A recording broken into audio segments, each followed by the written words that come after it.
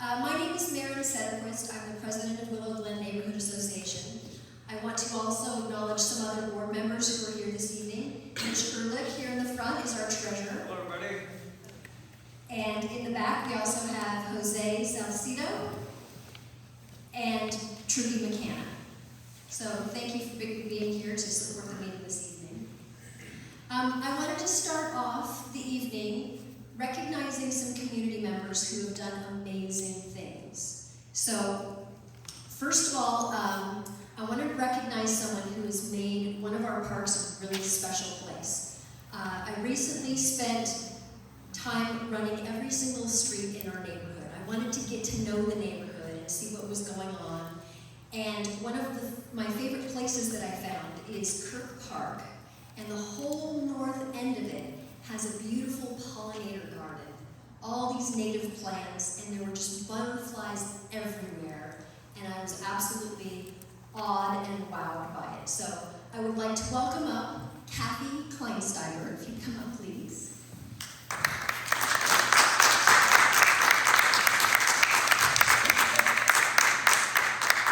Kathy has started this park, and it has grown to take over so much of Kirk Park. And she's out there every week working on it, and she's recruited fellow volunteers like Michelle, who was here.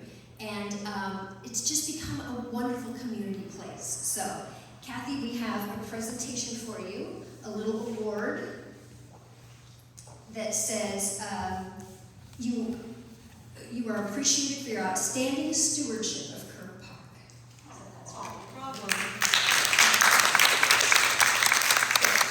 Thank you for all you've done. Do you want to tell us a little bit about Kirk Park and what you've done at all?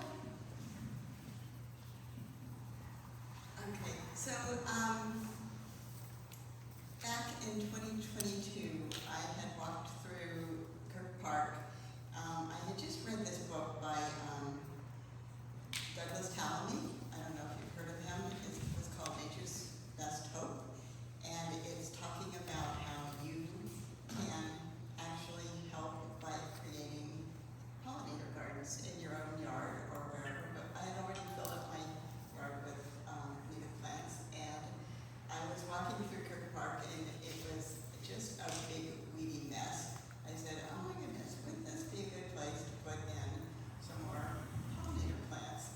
And so I spent a bunch of time talking to the city, trying to figure out who to talk to, and eventually I got something figured out, and they,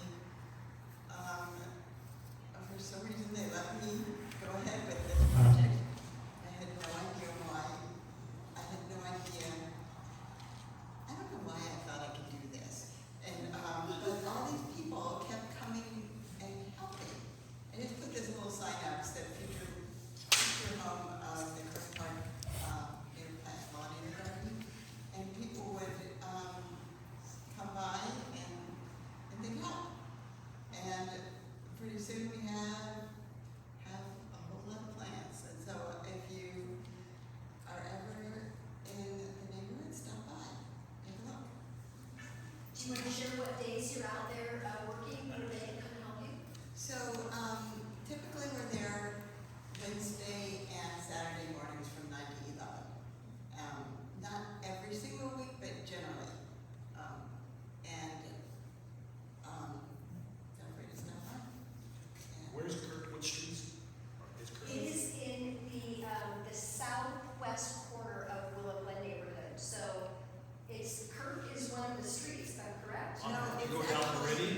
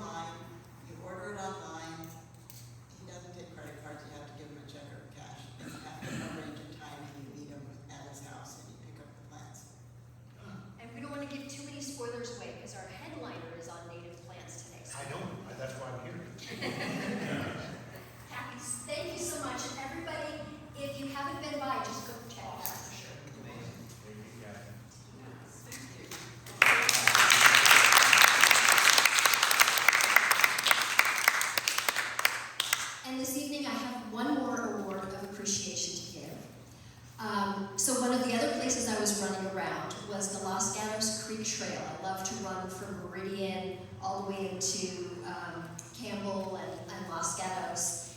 And there became a period of time that I didn't feel safe running through there. There were lots of encampments in the area, lots of litter, and it was a mess. And then one time I ran through there, and it wasn't a mess. It was all cleaned up. So, go to the next slide. So my next award goes to Sam Lum. Why don't you come on up, Sam?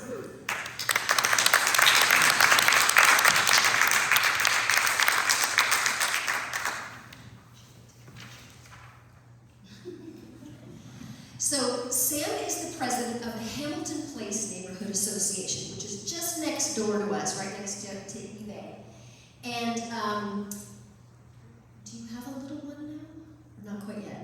Yes, he's 2 weeks, actually. Congratulations. So Sam is a brand new parent, and as he was expecting, he's like, I want to be able to take my kid out to the creek that's just right in our backyard, and it's not a safe place right now. So I will let Sam tell the story of what he did, but if you'll notice when he cleaned up, this is where all the tents were, and they are not anymore. All these signs he got put up, he had it abated. You can't really see there, but that little green patch is actually the river. And I went for a walk down there with Sam, and there's these huge fish in there. It's like such a cool place. So, Sam, if you wouldn't mind sharing a little bit of the process he went through, that would be great. Hi, everybody. My name is Sam. I'm the president of the Hamilton Place Neighborhood Association.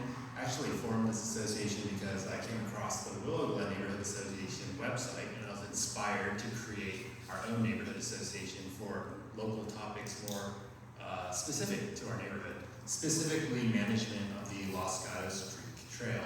I think it's been almost 2 years since we first started engaging with the city, Valley Water, and personal property owners to help manage this area. This is actually a tri-jurisdictional area, and when we first started, we found a lot of finger pointing between different entities, and they actually had to go back and look at boundary maps to determine who would devote the resources to fix which parts of the trail. And so I'm happy to report 2 years later, we now have a lot more communication between different parties, and we're working on like a joint powers agreement so that people can kind of cross a little bit over into each other's territories and help each other out.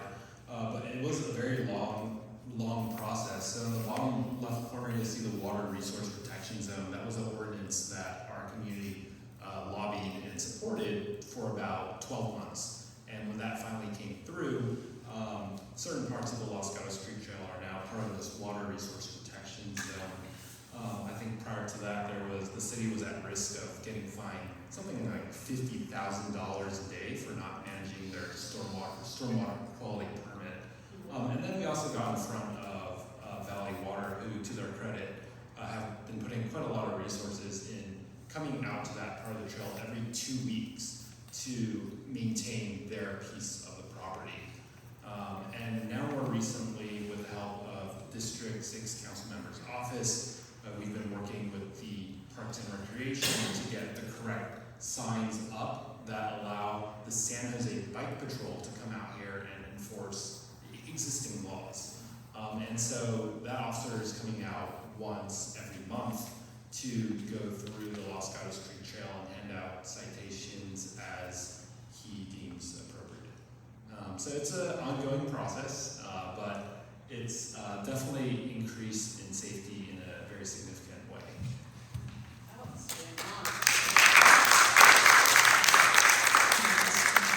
Thank you so much, Sam, and I can't believe you're upright and not like falling asleep. 2 weeks new is rough, been there. Thank you very much.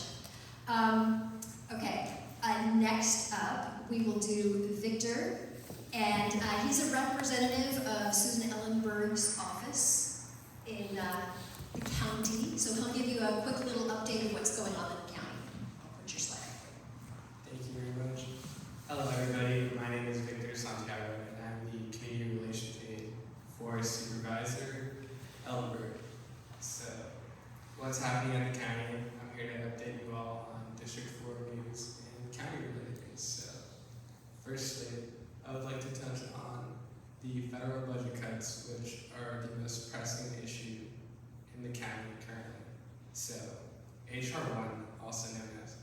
the One Big Beautiful Bill makes significant cuts to programs that many of our county residents use. These cuts affect healthcare via Medi-Cal, they affect food assistance via SNAP benefits, and so many other safety net services. To help offset these federal cuts, the county is consolidating spending where it can. It is increasing advocacy at the state and federal level, and will be proposing a sales tax measure on the November ballot. This measure is designed to protect funding for local health and social service programs. To learn more on how HR1 will impact you and impact our community, I invite you all to RSVP to Supervisor Susan Ellenberg's Community Town Hall, which will be virtual, and the QR code is up on the screen. If you have any questions, you can come see me. I'll be sitting over there, or my car will be in the back, and you can send me an email, and I'd be delighted to answer any questions you may have. Now, in better news, I have an update on the hub at Parkmore. You may be wondering what that is, and to help you sort of locate where it's at is the building that has been up pending construction for the last year off of 280 in front of Food Max on Parkmore, but that is no longer the case because it is now completely constructed and pending its grand opening. Yeah, it's huge. Yeah, it is huge. It's ugly. Huge and ugly. Well, let me tell you what it does, and then you can let me know if it's ugly. So, the hub is a new site that will be dedicated to supporting foster youth and transitional age youth. It will also have 80 affordable housing units attached to it, with 40 of them attached strictly for foster or transitional age youth. And the hub will also be quite literally a hub that will provide services, resources, and a safe environment to help young people thrive. So, that's some good news happening in the county. Some more good news is that there is a new mental health clinic in District 4. And it is called the Compass Clinic. It is adjacent to Valley Medical Center. And it just opened this month and will serve 1,500 patients annually with the goal of expanding. And it will provide inpatient services, same-day access, drug treatment, and all that good stuff to help folks in mental health crisis. Lastly, I just wanted to highlight some upcoming community events. Glen Fest happening on the 27th. Really big event happening here in downtown Glen. Our office will be sponsoring that event. There'll be music, booths, and it'll be a good time if you are interested. And lastly, our office participates at the Parade of Champions, which happens in Santa Clara every year, and this year it is happening on October 4th, so I will keep you all posted on all the details, and if you're interested in being a part of the parade, please let me know. Thank you. Thank you very much, Victor.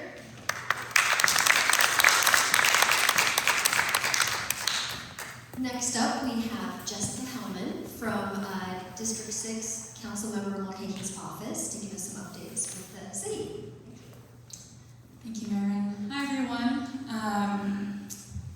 I'm probably a familiar face at this point, but I'm Jessica Hellman. I work in Councilmember Mulcahy's office as the Community Relations Coordinator for the office. And I know my foot wasn't up there. I don't have too much to tell you guys today, but we're going to do the regular spiel. That QR code will take you to a link tree where you can access our website, you can send us an email, you can access the most recent newsletter and e-letter. You can also sign up to receive the newsletters and e-letters regularly. And also, you can go to our website where you can also see all the newsletters and e-letters. Those are probably our primary form of communication. We send out 2 a month. I know they're pretty long, but all the information is pretty helpful. I read it, so I think it's helpful. It is. Thanks, Erin. Appreciate the support. pressing update I have is that the Lincoln Avenue resurfacing dates and timing coordination have changed a little bit. And I also caution this with it might change again in our experience. Milling is set to be October 14th through the 17th, and that's when they rip up the pavement. And then paving is expected now to be October 20th through the 24th. And then after that, the striping will come a little bit later, and I'll probably come back here with more updates on that. It shouldn't disrupt any of the events like Glen Fest or the trick-or-treating on the avenue. We communicated that clearly with the Department of Transportation. Okay, and then also we had a Cohen-Lincoln cleanup at the bridge, and I'm here to give some stats. I don't know if anyone here attended, but it was a really great event, and thank you, Marin did. She was awesome. We collected 68 bags of trash and 1,660 pounds of trash, which is a lot, right? And there was over 70 people who showed up. It was great, it was really fun. We had the trash pumps, we also had Sweet Dragon Bakery donate some baked goods, and they're pretty good. And then we are planning our next one, which I don't have any other details besides where it will be, but I'll come back with more. It's going to be on Kirtner and Almaden Road, that sort of intersection, which we anticipate will also have a decent amount of trash.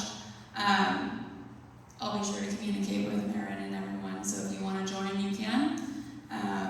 It's cool, it's fun, and we're going to be doing it in partnership with District 9, Pam Foley's office. I think we're also going to try and get District 7, which is on the other side of the freeway, involved too.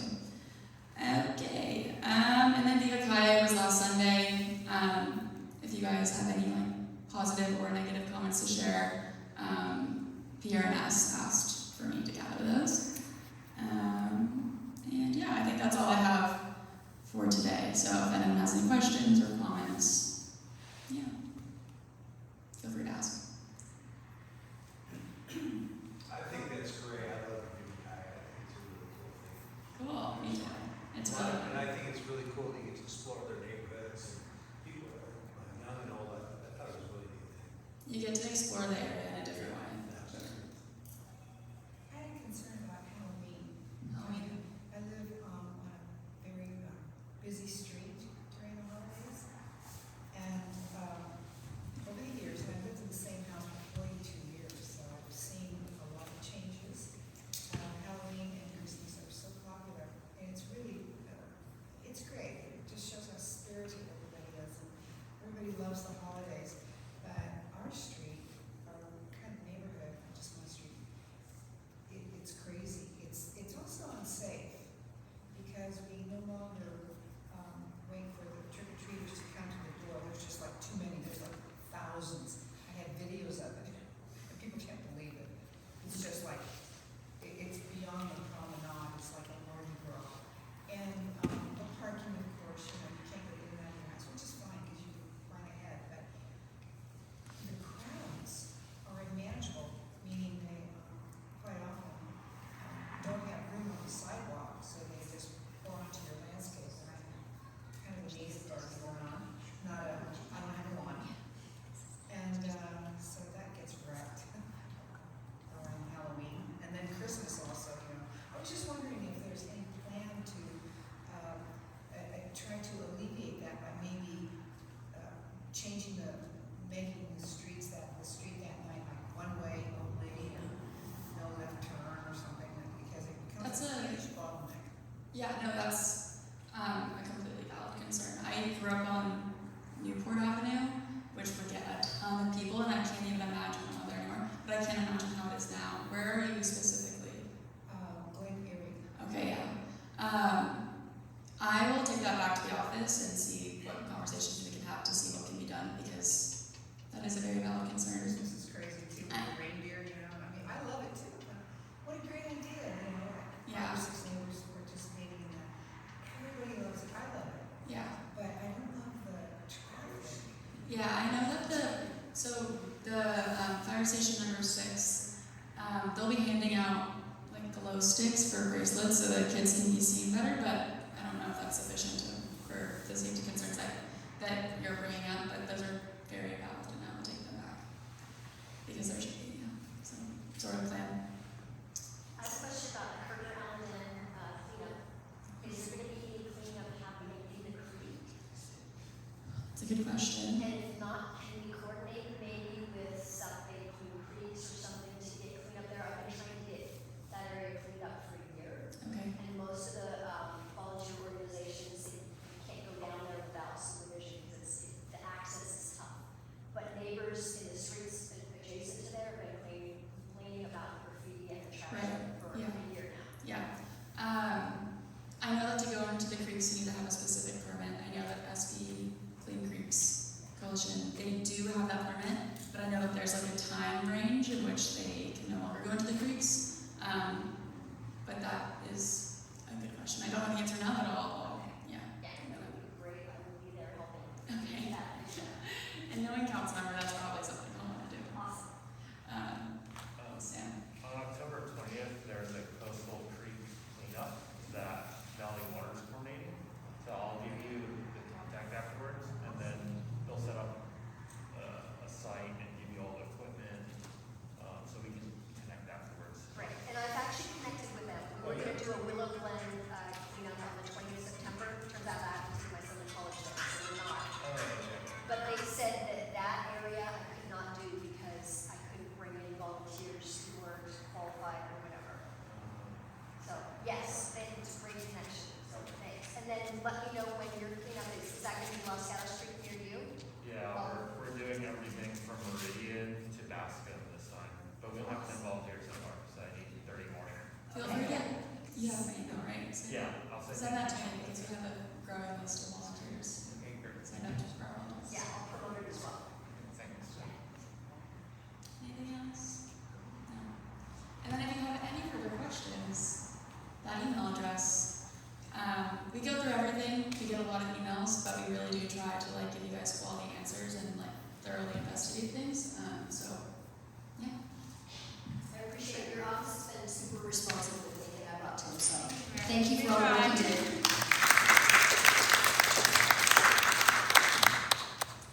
Okay, our headliner for tonight is Skelkie Tao. She's here today as a representative of California Native Plant Society. She's also the owner and landscape designer of Water Efficient Gardens. After working in high tech in Silicon Valley for over 10 years, she transitioned to landscape design, driven by her devotion to sustainability. Her gardens are distinct for native and pollinator-friendly plants, vibrant colors, and expertly crafted rain gardens. So I'd like to welcome Skelkie to come on up and speak to you. I'll get your slides up as soon as you start. Hi, Kathy. So happy to see you tonight. Thank you for all your work at the Los Gatos Trail.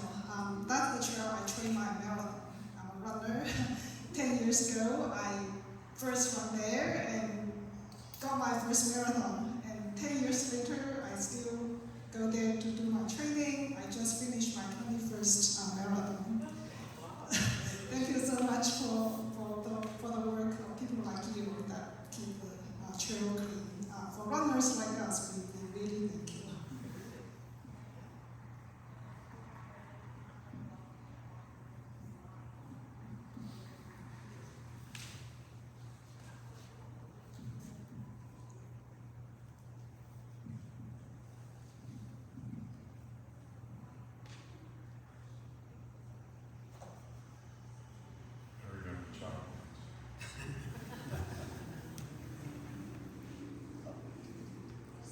It's not working the way it should, so I will advance slides for you if you will let me know when you're ready for this.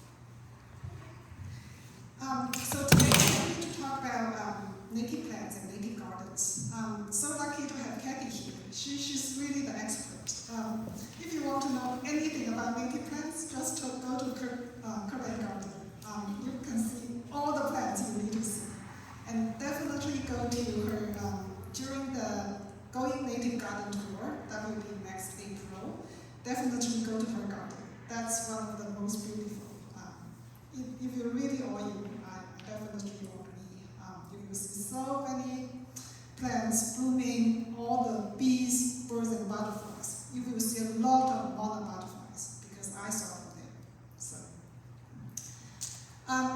the topics that Miriam sent to me as the topics you would like me to cover. So yeah, I'm going to mainly talk about these. So at the end, feel free to ask any questions you have. So why are naked plants important?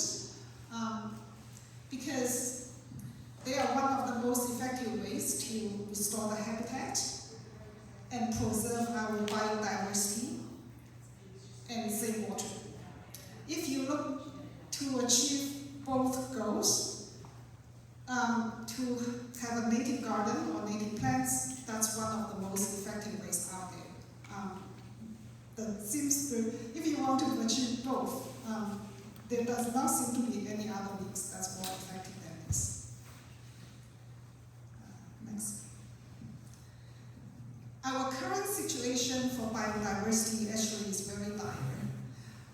So this is an index. It's called the Living Planet Index.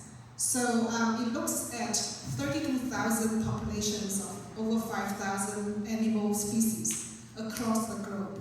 So it's a global index and based on 32,000 populations. So a very big base to make sure this data is very accurate. So you can see from 1970 to 2018, in just 50 years of time, that index declined by 69%, almost 70%. That's really alarming. And meanwhile, 1 million species are at risk of extinction. So it's really not a beautiful picture there.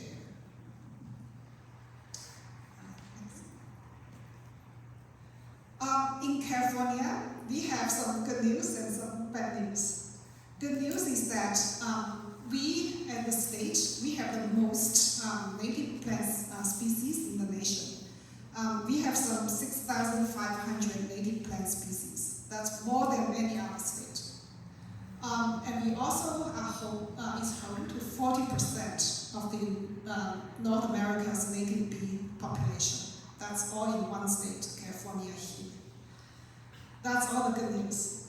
The bad news is that we also have the highest percentage of the species that are at risk.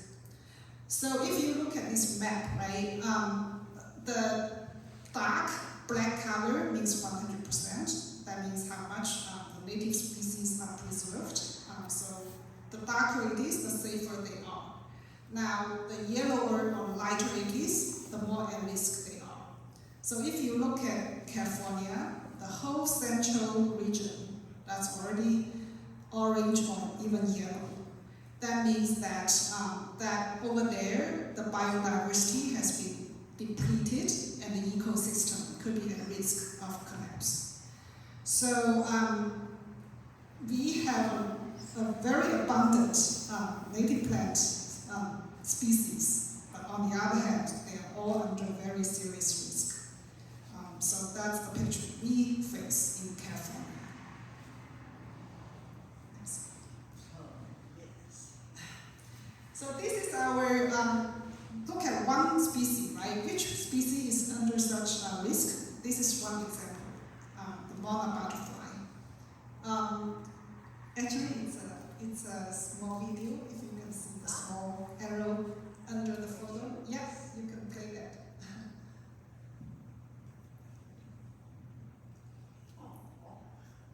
Yeah, so this is called a Western monarch butterfly. Let's go to the next one. There are two species of monarch butterflies, West monarch butterfly and East. So if you look at Rocky Mountain, the one west to the Rocky Mountain, that's Western, that's ours. The ones east of Rocky Mountain, that's East. The difference is that the Western ones, when they need to winter, when they need to go to the warm places to spend winter, they go to the coastal cities like Garden Grove, Pacific Grove, or Peaceful Beach. And the eastern ones, they go to Mexico. So the migration routes are also different. Next. For western monarch butterflies, their population has declined by more than 99%. From something like 230,000 in 1990s, all the way down to less than 20,000 today. I actually went to Pismo Beach. The numbers was even worse than the 22,000 after 2007. It's really not a good data there.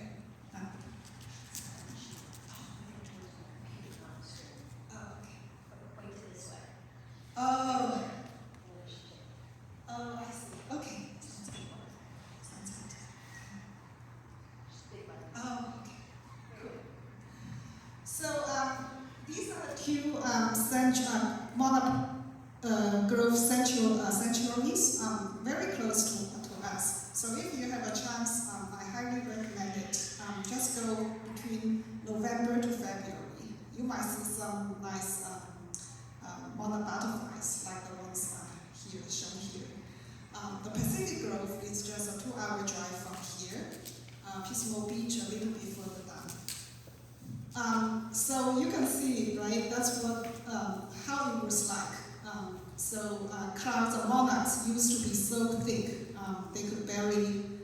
people could barely drive down the street without hitting one. But now you can go anytime. You will be lucky to see some hanging from the trees. The picture is the same at Pismo Beach. It's really not doing well.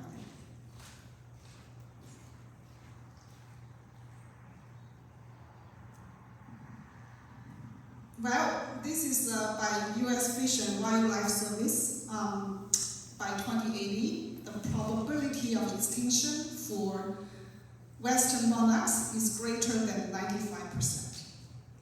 So if we don't do anything, if we just let it be, it really will face the very distinct possibility of extinct.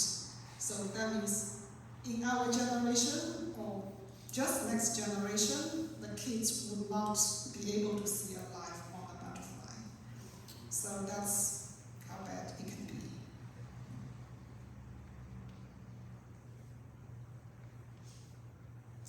Well, you might say, oh, okay, so it's we are facing a lot of threats, but how is that related to us? It's related to us big time, because everything, what we rely on, dependent on the pollination and the pollinators. So from the cucumbers to the jeans we wear, because that's cotton, and that depends on the pollination to make the cotton. To the fruits we eat, the kale and flowers, only with pollination can they have the seeds, so such plants can have generation after generation. If you take away all the bees, all the pollinators, we won't have any of these. We will lose 1/3 of our food. So the monarchs or the pollinators, they're not just there for the beauty, they're really serving us. We really need them for our life. Our survival dependent on them.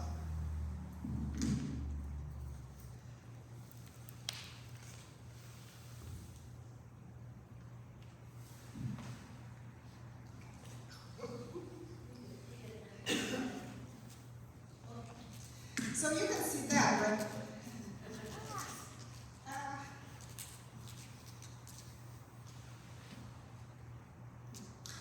You can see that, right, from this food web. The native plants is the foundation for everything.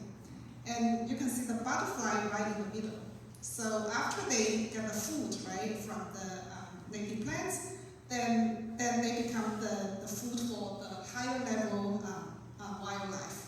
But if you take out the native plants at the bottom, then we won't have the butterfly, which we are already seeing right now. It's no longer a hypothesis, right? And then all that food system, food web will collapse as well. And so everything is related. And without the pollinators, we won't have the apples and we won't have the cheese.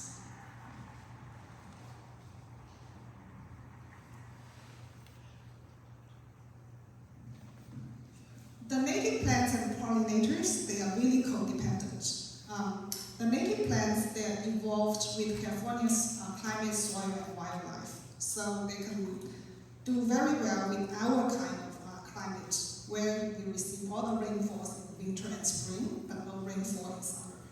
So only native plants can deal with that kind of cycle. Like in other parts of the world, where the rainfalls come, most of them come in summer. So they are accustomed to having all the water during summer. But only the plants, native plants here, can deal with the dry summer. Then they provide the food and shelter to the pollinators, and the pollinators help transfer the pollen and enable fertilization and seed production. They really are codependent on each other. They cannot live without the other party.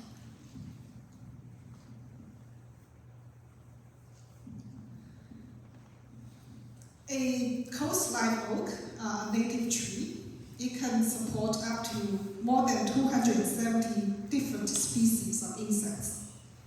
Eucalyptus, which is from Australia, supports zero actually, like almost nothing. It's not native, it's not adapted to our environment.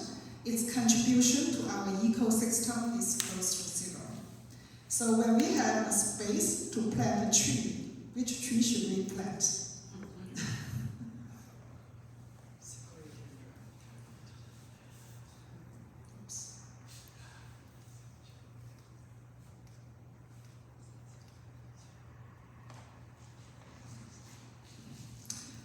The mother butterflies, they can only, as food, they can only take that from the narrow-leaf milkweed and the showy milkweed, the California native milkweeds. If we give them the tropical milkweeds, that's actually, the consequences actually would be negative. Their system cannot deal with the toxins of these exhaustic milkweeds. And also because those milkweeds they can be there all year round in mild weather. So the monarchs cannot get a kill they need to migrate. They will say, oh, it's still summer, we can stay here. So, but when winter comes, it will be too cold for them. So all in all, their survival is dependent on these two milkweeds, on the narrow leaf and the showy milkweed. So if you go to Kathy's garden, you can see tons of such native milkweeds. And that's why you can see the monarchs there.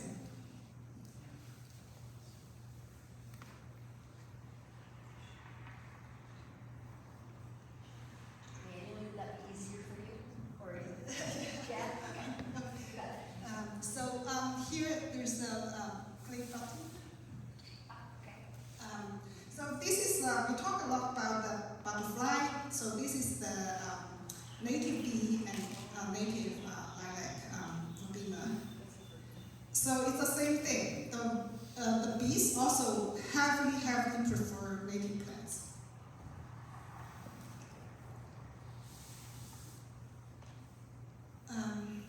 So why the serious decline of biodiversity? The number one reason is the loss of habitat.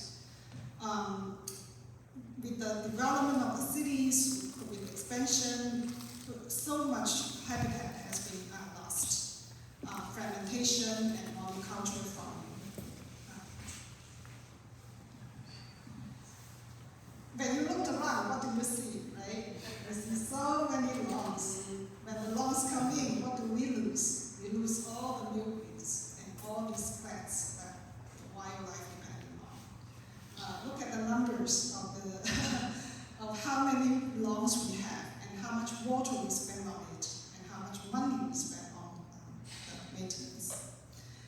So if we want to save those monarch butterflies, all those wildlife and pollinators and save water, what do we need to do? Replace the lawn with native plants. These are also some reasons why such a decline. So try to avoid pesticides because they really kill off the wildlife. Okay, next.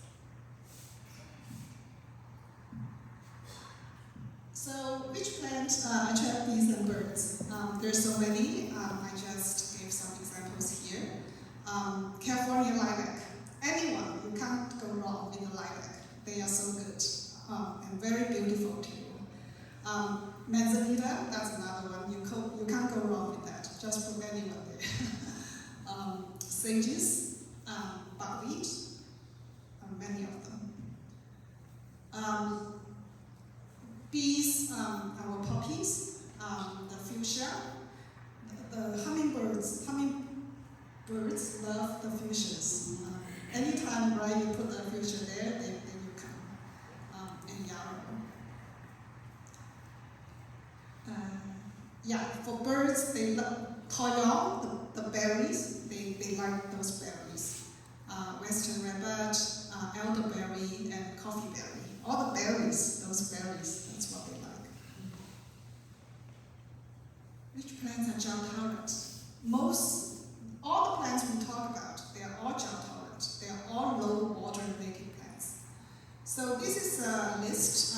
If you go on the website of Valley Water, so under the landscape conversion rebate program, it's a long list. It has some 2,000 or 3,000 plants there. Just the end of this, you can see they are all there. So any of these, they are all low water plants. And you can see they have a column, just say whether it's native or not. And if you see yes, that means they are native. And we highly recommend go with the native ones from this list. So these are just shows you some the 4 different species of cultivars of the Ceanothus. Yarrow, we have the common yarrow, we also have the moonshine yarrow, paprika yarrow. Moonshine is not native, but the paprika is. The trees,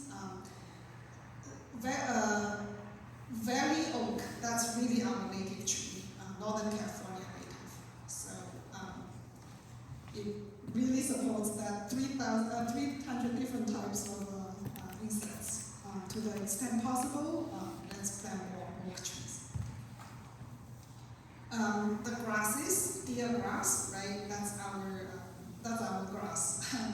You can't go wrong with it. It's so easy, very tough. And the fescue is another grass you can use in the garden. Outside of native plants, there are a lot of low water plants.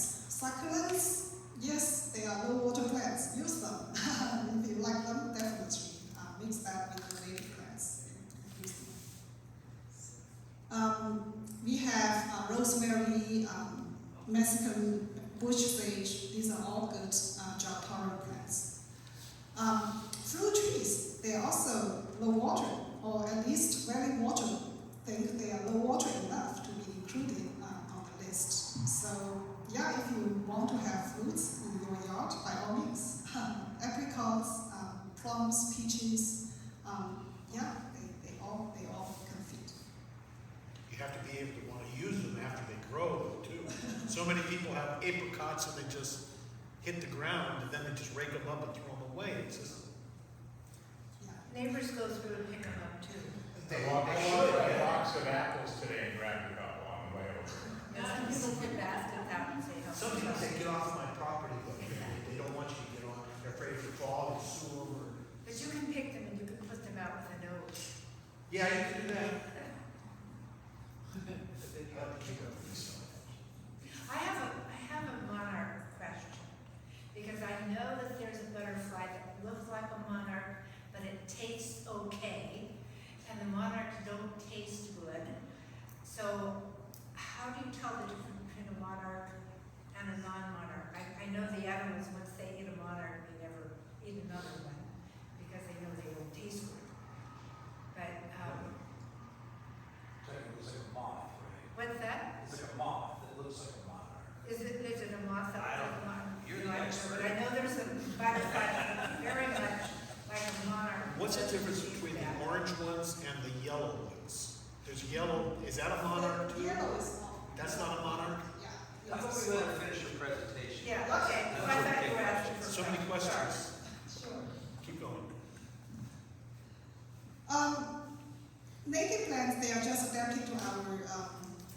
climate. So this is the precipitation chart for San Jose. As you can see, all the rainfalls comes during fall, starting October, November, peak in December and January, and almost nothing starting May, right? So only the plants from our area is adapted to this. So when summer comes, they say, oh, there's no more water, let's shed our leaf, let's just go dormant, so let's just survive the summer. And then when the winter rain comes, they were like, oh, winter's here, it's rain, let's bloom. So that's the ribes, right? They actually bloom in December. And then the manzanita, they started blooming in January. And then the poppies and all the others in March and April. So that's why they don't need any supplemental water, right? Once you plant them, and first 2 years, yes, you do need to give them irrigation to establish. But after that point, they can be on their own because they come from here. They know how to do this kind of climate. And that's why they can save so much water. Because in summer, you don't need to, different from the lawns, right? Where you need to spray so much water to keep them green. Here, you don't need to. Just let them do their job. So the overlap is that you can see this comparison. Yes, there are many other non-native jartaran plants. They are jartaran, but two things, there's still difference. One is that they cannot function so as well as the native plants for the pollinators because they did not evolve together with the pollinators. So when it comes to the food and shelter, the native plants still is far superior than the non-native ones. And they also need some more water, at least quite some of them. So everything together, when you have the choice, still try to go with native plants. How do I choose next one? We can use a variety of native plants, right? In the photo, I just showed about 30 of them. There's so many more. Choose the pollinator mimics. Choose plants like the ones we just showed, right? Ceanothus, manzanita, the monarch butterflies, native millweeds.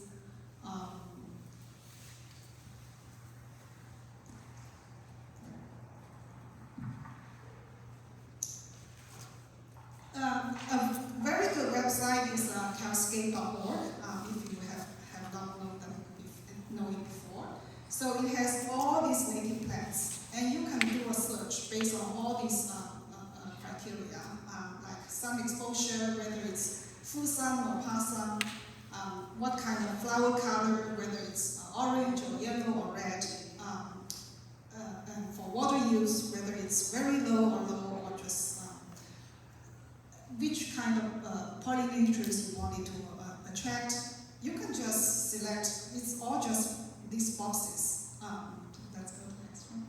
So you can see on the left corner, it's find your plants. Just click on that, and then all these boxes will show on the left panel, and you just click them, and then it will return to you a list of the plants that fit that criteria. It's really easy. They just revamped the website earlier, I think last year, so it's even more easy to use. So definitely it's a great tool to use.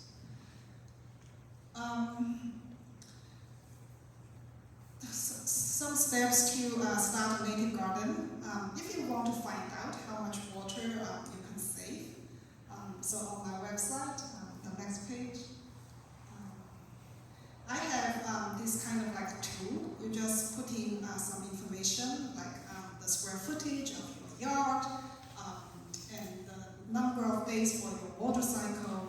Then it will show you what's the water usage for the lawn and what's the usage for the garden. And you can see how much water you switching from the lawn to the garden. Yeah, go west. Yeah. If you were gonna start a native garden, would you put an irrigation system in for these plants? You need to. You need to, so they need, I mean, a couple of years they would be able to be At self-sustaining, least 2 years. but the first 2 years they would need to have consistent water. Yeah. Kathy is here, she can tell you how Kirkland is Yeah, that's- established. It's great because you wanted to say that we don't have water anymore, right? So I don't really know enough about irrigation, and I find that it tends to be problematic and it needs maintenance, and I don't know how to do that. And so both at my home and at Kirk Park, we just hand water. Because the first summer, you need to water very consistently. The second summer, you don't need maybe once a month. Then after that, it's not hardly any water. So my personal opinion is it seemed like a waste of money to put into that irrigation system. But different people have different opinions, and some people, it depends on if you're going to go out and do all of that watering that first year. Yeah, if you want to manually do it. Yeah, yeah. And I kind of like it because you get to see your plants and you get to, visit each one each week and see how they're doing. Talk to them, Yeah. you give them names. Little weeds around. They have Latin names. Well, it can depend upon the time of year you plant things too. Like you plant in autumn, you're gonna get rain. Hopefully. You always want to plant in the fall. Yeah. If you plant in the summer, you're looking for trouble. You're on this. Yeah, now actually it's a good season to start planting from now on to October, November.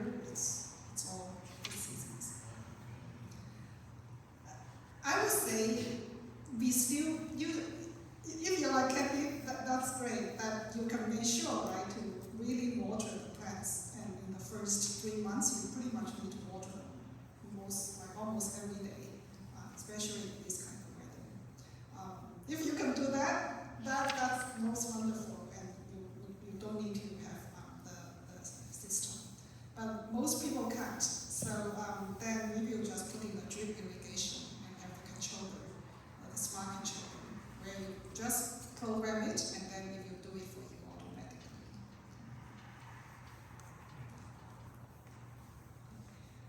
Next.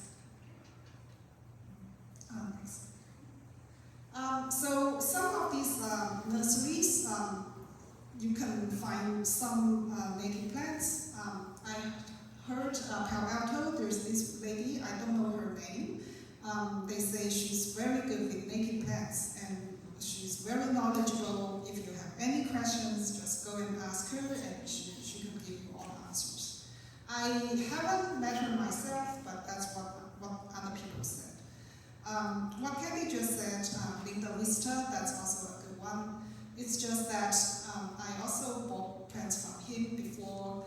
You just need to schedule time with him. You can't just, it's not like a store. You need to make an appointment with him and must arrive at that time. He's pretty strict. But he does, did you? I just wanted to add, there's a Campbell Summer Winds Nursery too. That's not up there. It should be. Okay, good one. I work there. A little biased. Commercial. Bigger section. Oh, we have 2 toll tables now of California natives, so yeah. And then we also scatter some throughout the store when they're like blooming. You're in Winchester? Yes. Winchester. I'm so glad that I put you there. I should talk about this Thank you session. for putting Summer Winds up there. Don't go there tomorrow now because parking stinks. What? Everybody's gonna show up tomorrow. Oh, yeah, there's too many people there.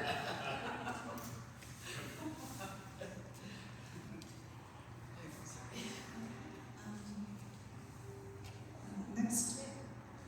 So I just want to quickly show 2 success stories. First one is this garden in Santiago. So you can see it's very lush green lawns. Next. So that's, I think, less than 1 year after it's transformed. typical native the narrow leaf milkweeds. Next. So when I went back to visit, I saw one right there, a monarch. Oh, you see. The next one. Yeah, right there. So these are. Sorry, I was trying to zoom in, it doesn't work, so. Yeah, these are narrow leaf milkweeds. The leaves are very narrow, so that's why it's called. Those are their flowers, and that's the monarch. So I did not plant it at all. It's just I just passed by and I was like, why don't I go take a look? And boom, it's almost like it's waiting for me to see it, right? And I saw it right there. It flew by at least 20 minutes, so that I was able to take that shot. And then the water usage also went down by 56%. So that's how the change a native garden can do. Next one. Northwest YMCA, it's a YMCA in Cupertino. They have this big piece of lawn, about 8,000 square feet at the back of the building. They almost never use it. So they decided to change that into a community garden. So I designed it, and then all the volunteers built it. Everything was built by the volunteer. Everything. The planting, the path, the contractor only helped with the lawn removal, I think, and the irrigation. But everything else was volunteer work. Next. So 10 minutes later, when we had our grand opening, that's how it looks. That's how the vegetable beds looked. So native garden actually can be a very good community event. Really, I don't know whether Willow Glen has similar community lawn spaces. Definitely, I highly recommend something like that. To this day, everyone still loves the garden so much. Every time I went, I see birds and butterflies. I saw monarchs, and everyone was so happy doing the gardening on the veggie bed. So that's, I designed 2 areas just for the milkweeds. You can see the showy milkweeds and some narrow leaf milkweeds on that side. And you can see the bench. We specifically bought a butterfly bench to go with the theme. So that's the monarchs I saw when I went there. It was so beautiful. Again, it's like almost like a model. It's flying very slowly, so I could take all the photos I wanted to take.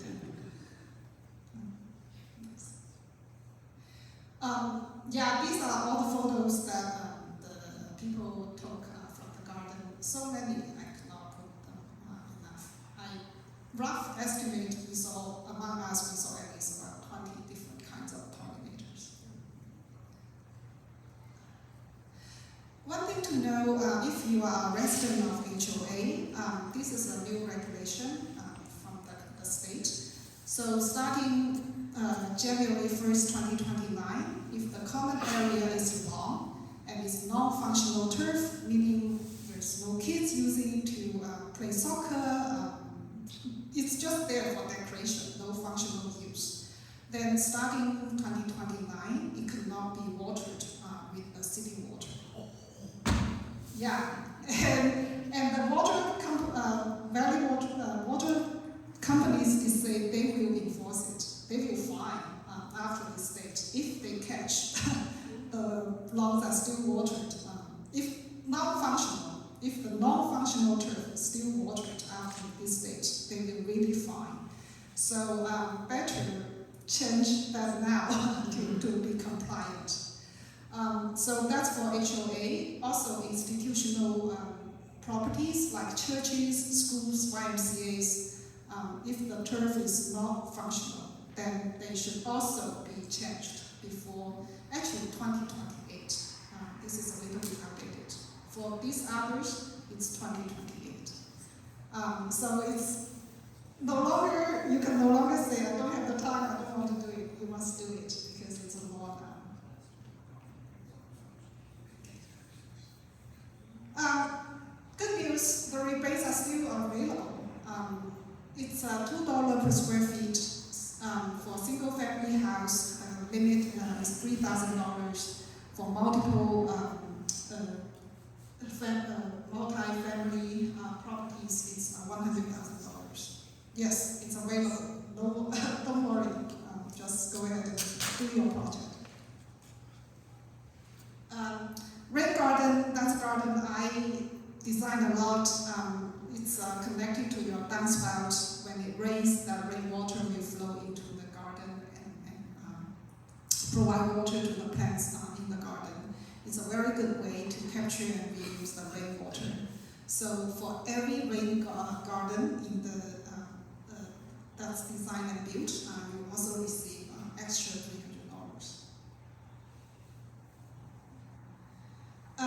Design assistance program, it's a program that was introduced last year. So they provided a list of about 15 to 20 designers. I am one of them. So you can just reach out and the designer can come out to your site and just provide a consultation. You pay $200 and we will give you a receipt. So after you go ahead and complete the project, then Valley Water will repay that $200 for you. So you are receiving a free consultation from Valley Water if you go ahead and finish the project. So here is some of the resources. Going native garden tour, again, definitely visit Candy's garden. There are many other gardens. You can just go and take a look and learn a lot about the plants. CNPS, so I am part of we have the Santiago chapter. So if interested, everyone's welcome to become a member. Kleinsteiber.org, we talk about that.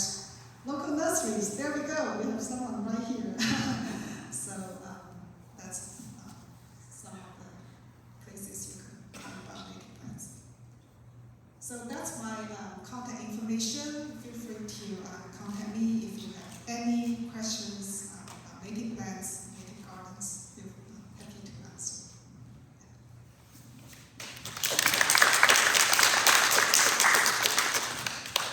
When you plant the milkweeds, how many milkweeds do you need to plant before you start to see monarch butterflies come up? You know, I have this project. We planted like maybe two or three milkweed. The next day, literally, no kidding, the next day the homeowner sent me this photo and she saw 2 monarch butterflies already stuck on one of those milkweed. It's really sensitive. It's almost like they've been trying to look for a milkweed, and once they saw one, they're like, oh, here we are. So, but I think for the benefit of them, if you can plant at least 5, I think that would be nice, right? To give them enough the plants for food. Another two-part question. The sample that you showed of the home, the before and after, just using that as an example, what would an approximate cost to do that would be, not taking the rebates into consideration at this moment, just the cost of that project, and then of course in our minds we're going to do the rebates after that to kind of balance it out. How big is the yard? I mean, just like I said, just using that as an example, what you showed right there, it's on the screen right now. Oh, there you go.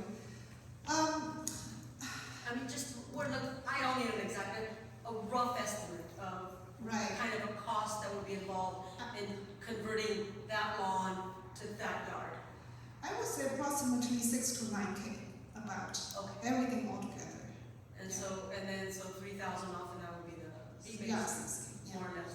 Mm-hmm. And then you sort of answered it with regards to the landscape designers, because I thought if Valley Water or Native Gardens does this so often, you've got to have a portfolio of sample yards, like this, for example, where we can just say, do this, rather than having to pay for a landscape designer.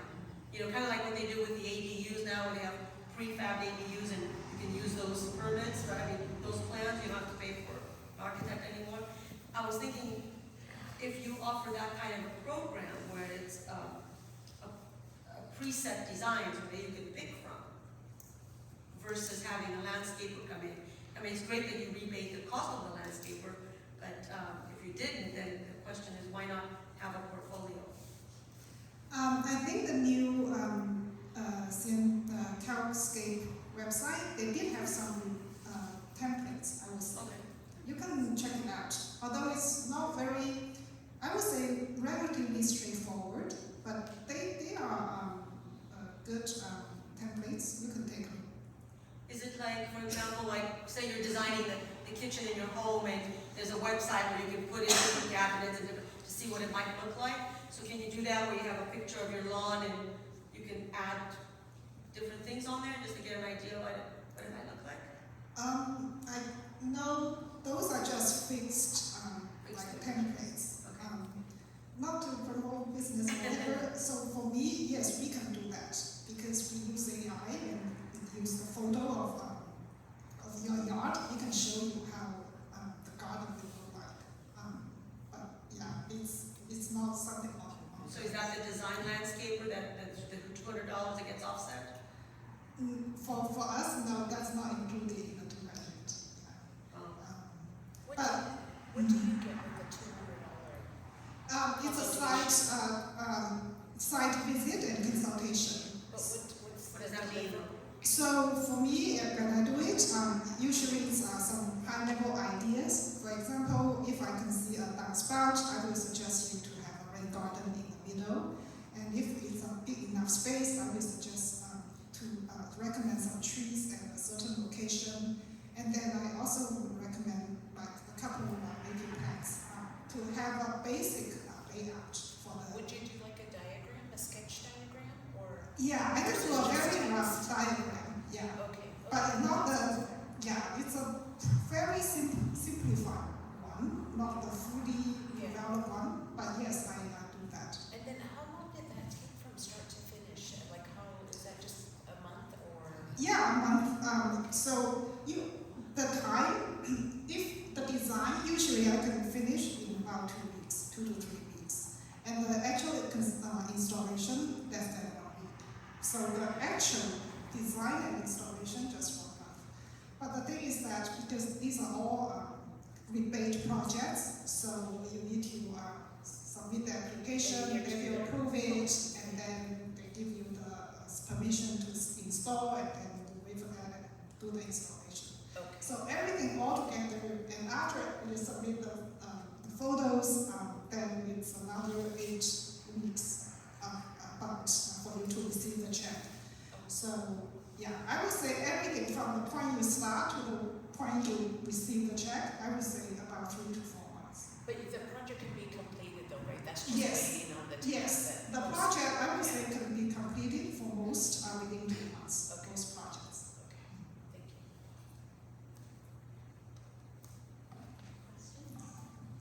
Thank you so much.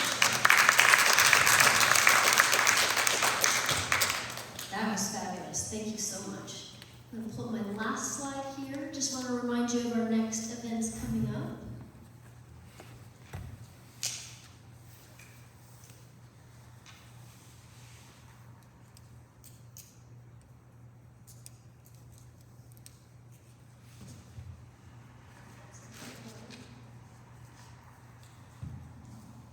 Okay, October, I have a couple events definitely on the calendar. The City of San Jose, Beautify SJ, organizes cleanups twice a year. One of them is the Autumn Litter Harvest. We always participate in that. We will pick probably 2 areas in Willow Glen that need cleaning up and then ask for volunteers to do that. So if you ever notice an area of Willow Glen that you feel needs cleaning up, feel free to email me and let me know, and we'll keep an eye on that. And if that's a place that definitely needs attention, we'll put that on our list. The next thing we have planned is State Senator Cortese and Assemblymember Hellman. We've invited to come in October. It'll be here at Baha'i again. And they're going to talk to us about the bills that they've just passed, the bills that they're working on, and give you the opportunity to ask them whatever questions you want. So that'll be great. I have a couple other things in the works, but they're not confirmed, so stay tuned. I know you all get the email newsletter, so we'll let you know what's coming up. Thanks again for coming tonight, and I'll stick around. Trudy and Jose are here too if you have any questions about Willow Glen Neighborhood Association. Have a nice rest of your night.